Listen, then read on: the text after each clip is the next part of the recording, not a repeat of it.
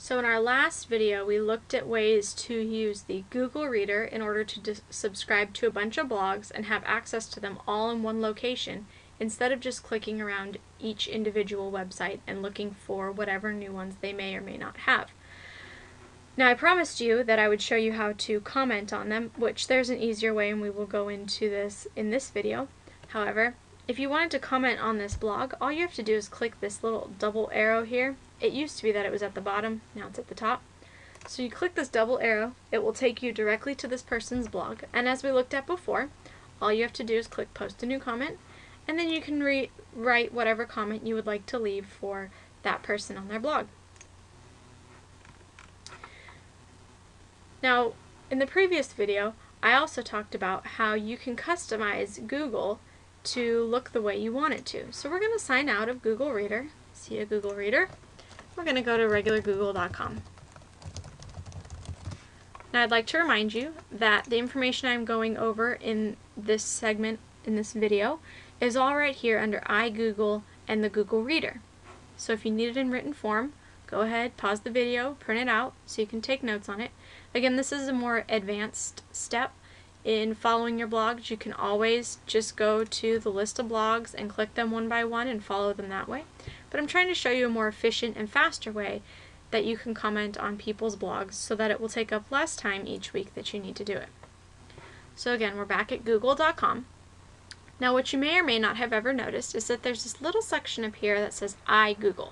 Now what iGoogle is it's a personalized Google homepage where you can add different gadgets and elements to it that you frequently use, so that when you open up Google as your homepage, they'll just automatically pop up. So I'll show you how to explore this a little more and how this relates to our blogging study.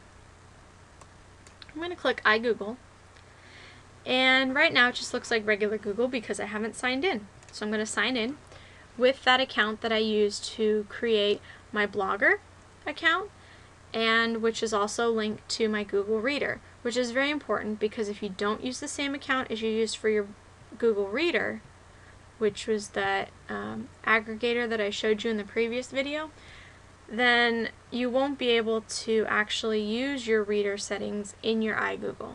So again, I'm using the same email that I used for my Google Reader and for my Blogger account, which is PLC Blogger, and my password. You can choose to stay signed in here if you want also. So now I'm on my iGoogle, and it asks me, you know, what kinds of things are you interested in? Oh, I'm not really interested in any of those things you have. You can select a theme. I kind of think this frog is cute. I would like to see the frog every time I opened up my browser. It asks me to choose my country. I'm in the United States. My zip code. I actually live in Escondido. And now I can see my page. So every time I open up Google, it will look like this. Now I can always click Classic Home if this gets annoying, and I have your regular Google, and so it's not all fancy-dancy. And I can click iGoogle up in the corner to go back. So now here you can see you have some weather. They automatically put Gmail here, CNN, date and time, YouTube, blah blah blah blah blah. Okay.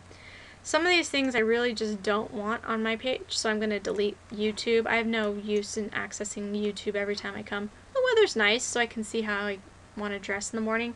Gmail, not so much. I have my own email address. I don't really need Gmail, but if you have a Gmail account, you can put that on here. I don't really follow CNN very much, so I'm going to delete this gadget too. It's just kind of reducing the clutter here. So what I want you to do first, in order to put we're going to put a Google Reader gadget right here, so that that entire web page that was Google Reader and had all those bars, and you could see, you know, who had written what and what stuff was new. It'll all put it in one convenient little space for you. So what you're going to do is you're going to go over to this link over here that says Add Stuff. So here you have the iGoogle gadget page. Now on this gadget page, it's going to be real easy. You can search through all these if you want a little hamster or a turtle or a hangman word game to play whenever you open up Google. That's fine. But what I want you to do is I want you to search for gadgets, and I want you to put in Google Reader. Now this first link is your Google Reader, which is what you have accessed in the last video, and where you will be subscribing to people's blogs so that you can easily see when they put new posts up and you don't have to keep going to each of their websites.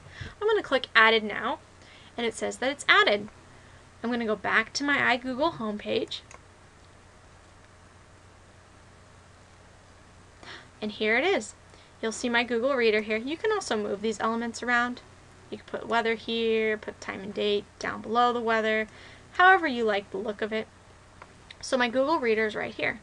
Now look at the top, it says all items 5. Remember in the previous video I added that last blog and I hadn't read all of the postings that that person did? Well, this is where it's telling me that I have 5 items that aren't read at all.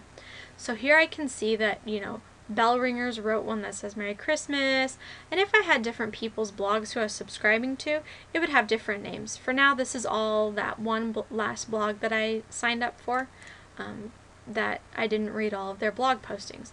Now let's say, okay, Merry Christmas. I want to see what they wrote about Merry Christmas.